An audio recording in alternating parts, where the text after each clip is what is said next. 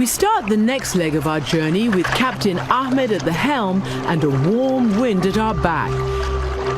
As this felucca sails up the River Nile, the modern world seems to melt away, and I'm struck by the power and the history of Egypt's majestic waterway. We're here because this is the backdrop for the Bible's timeless story of freedom and redemption. This is where the Moses story begins. His mother had put him inside a reed basket and placed him on the Nile to save him and to protect him from the terror of the Pharaoh at the time, who was having Israelite children murdered. A prophet and a teacher, a leader and a liberator, Moses is revered by Christians, Muslims and Jews the world over. She is really, really fast. His story has touched so many lives, like Captain Ahmed's. He's a devout Muslim. What do you think Moses looked like? What does his face look like? Beard? لا لا.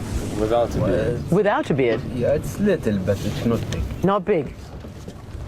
What's the most important thing for you about Moses? He served humanity and the oppressed. God sent him to free the people from the Pharaoh.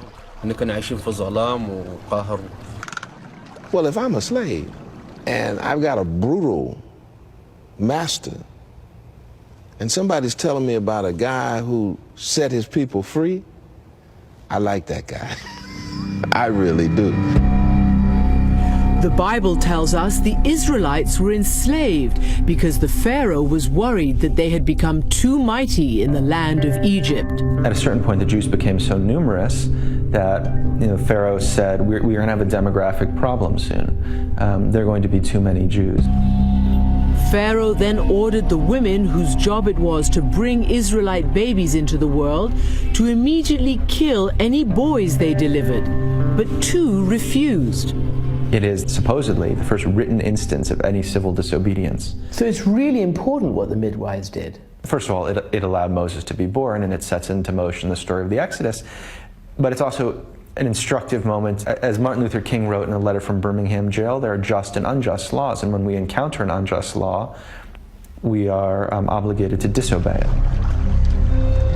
Like Moses' mother, who disobeys Pharaoh, she hides her infant son as long as she can, but then she has to make a desperate decision.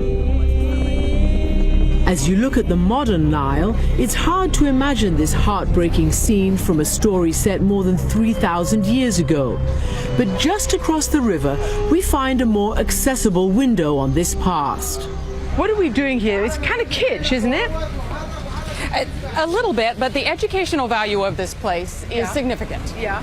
Laurie Lawson is an American biblical scholar who lives and works in Egypt. We met her at Cairo's Pharaonic Village. It's a theme park of sorts, a place where tourists can go to see the Moses story come to life. The Moses story happened along somewhere that looked very much like this. Right, right. Most of us picture ancient Egypt with its huge monuments and its grandeur. But Laurie says most people lived simple lives as farmers and fishermen. What's he doing? He is fishing. He's trying to scare the fish into the right place. Are they real? They're probably Plastic? plastic. Yes. Despite the low-budget special effects, Laurie Lawson tells me it's fairly accurate in its depiction of the world Moses was born into. The text tells us that his mother made a basket and put him in it and pushed him off, undoubtedly in just the right place so someone would find him. Well, guess what? And, here we he are, is. as if we'd planned it. Very nice. In a twist of fate typical of the biblical narrative, Moses winds up at the home of the very man who ordered his death. He's rescued by none other than Pharaoh's daughter. Pharaoh's daughter adopts him, raises him in the palace. The text does tell us that he was educated in all of the ways of the Egyptians. So he was educated as a warrior, in reading and writing, in all ways, as a scribe, everything. As Moses grows up in the palace among the Egyptian elite, we're told that his people, the Israelites, labor rigorously with bricks and mortar. And of all the building projects from the time of the pharaohs, one stands alone.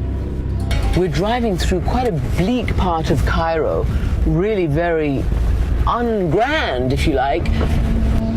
And yet we're about to happen across one of the greatest feats of human engineering ever contemplated. What everybody thinks they know about the pyramids is that the Israelites built them. We are going to find out whether that's true. I'm going to show you a very interesting discovery. Zahi Hawass is a famous Egyptian archaeologist. He says a massive amount of manpower would have been needed to build these pyramids. Sorry, whose pyramid is that? This is the pyramid of Khufu. And that took 10,000 people. 10,000 workmen actually lived here. Wow. In this place. Next to the ruins of the village where the workmen lived, there's an ancient cemetery. The tombs of the pyramid builders are a significant discovery that's answered many questions about who they were. Okay, were the builder of the pyramids Israelites? At all, no. Come on, everybody thinks they were. This is not true.